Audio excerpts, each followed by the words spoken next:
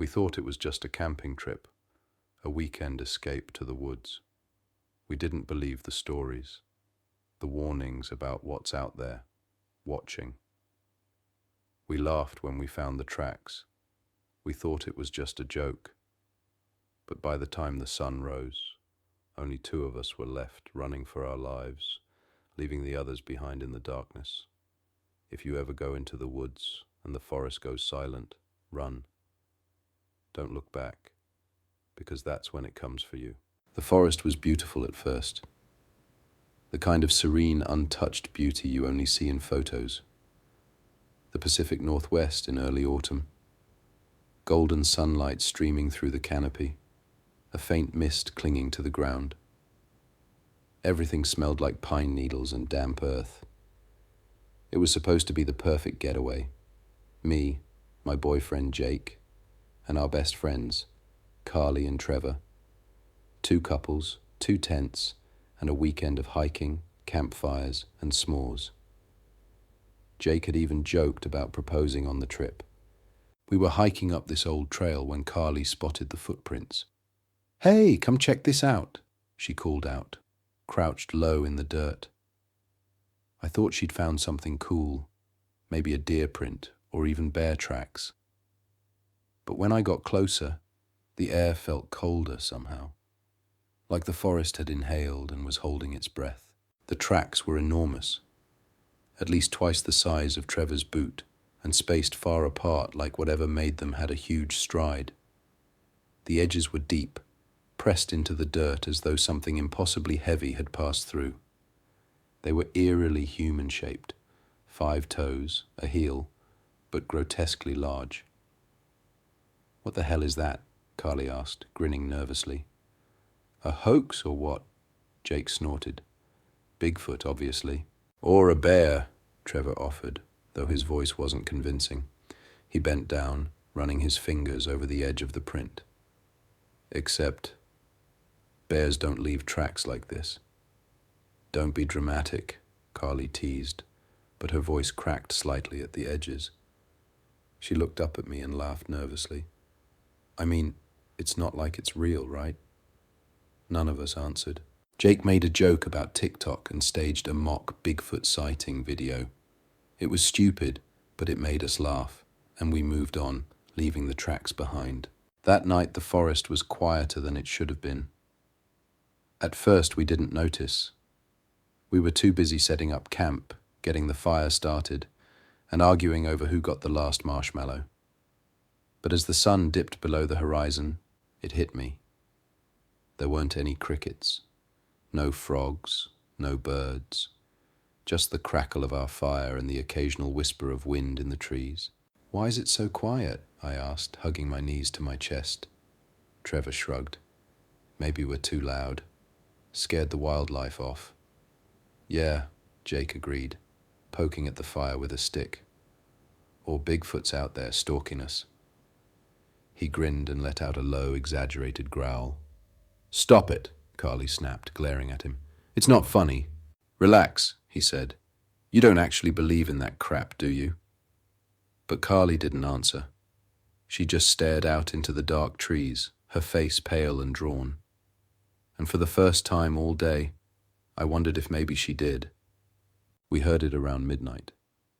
It started as a low, distant howl echoing through the trees, not like a wolf or a coyote. Those sound natural, wild but familiar. This was different. It was low and guttural, like something huge and primal calling out from the depths of the earth. "Probably just an elk," Trevor muttered, but his voice was tight. The howl came again, closer this time. Then it stopped. The silence that followed was suffocating, like the forest was listening, waiting. "Okay," Carly whispered, her voice shaking. "This isn't funny anymore. I want to go home." Jake sighed. "Carly, come on. It's just an animal. It's not—" A branch snapped, loud, close. We all froze, the blood draining from our faces. Jake pointed his flashlight toward the trees, sweeping the beam across the undergrowth. The shadows seemed to shift, melting into shapes that vanished as soon as the light hit them. "There's nothing there," he said, but even he didn't sound sure. Another crack, this time from the opposite direction. "What the hell?" Trevor muttered, standing up. "Don't," Carly hissed, grabbing his arm. "Don't go out there." But he was already walking toward the sound, holding his flashlight like a weapon. Jake followed him, muttering something about idiots and horror movies. The rest of us stayed by the fire, clutching each other like lifelines. The darkness seemed to press in closer, the shadows lengthening as the fire burned lower. Every second felt like an hour. Then we heard Trevor scream. Jake came running back first, his face pale and twisted with terror. He didn't say a word, just grabbed my arm and pulled me to my feet. "Run," he gasped. "What? What happened?" I stammered, but he just shook his head, his eyes darting wildly. Trevor staggered out of the trees a moment later. His shirt was torn, and there was blood on his hands. Carly ran to him, but he shoved her away. "We have to go," he shouted, his voice cracking. It's not an animal." "What's not an animal?" I demanded, panic rising in my chest. And then I saw it. It stepped out of the trees, its massive frame illuminated by the dying firelight. It was huge, easily 8 feet tall, its shoulders impossibly broad. Its skin was covered in matted fur, but its face was almost human. The eyes were deep-set and gleaming, the nose flat, and the mouth, too wide, filled with yellowed teeth. It let out a low, rumbling growl that shook the ground beneath my feet. "Run!" Jake screamed, and I didn't need to be told twice. The next few minutes were a blur of crashing branches, panting breaths, and the relentless thud of heavy footsteps behind us. We ran blindly, Jake and I in one direction, Carly and Trevor in another. I wanted to stop, to scream for them, but Jake wouldn't let me. He dragged me along, his grip bruising my wrist. The growl came again, closer now, followed by a sound that made my blood turn to ice, a wet, crunching noise like bones snapping.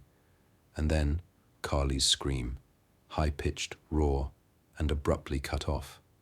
"No," I sobbed, trying to turn back, but Jake held me tight. "We can't help them," he shouted, his voice breaking. "We have to keep going." We stumbled out of the trees just as the first light of dawn broke through the mist. My legs gave out, and I collapsed onto the cold, damp ground, gasping for air. Jake fell beside me, his face pale and streaked with tears. We didn't speak. There was nothing to say. We both knew what we'd left behind. When the search party found us later that day, they didn't believe our story. They searched the woods, but they never found Trevor or Carly, or any trace of what had taken them. But I know what I saw. I still hear it sometimes late at night. That low growl echoing in the back of my mind. And when I close my eyes, I see those gleaming eyes staring back at me. And I know it's still out there, waiting for its next prey.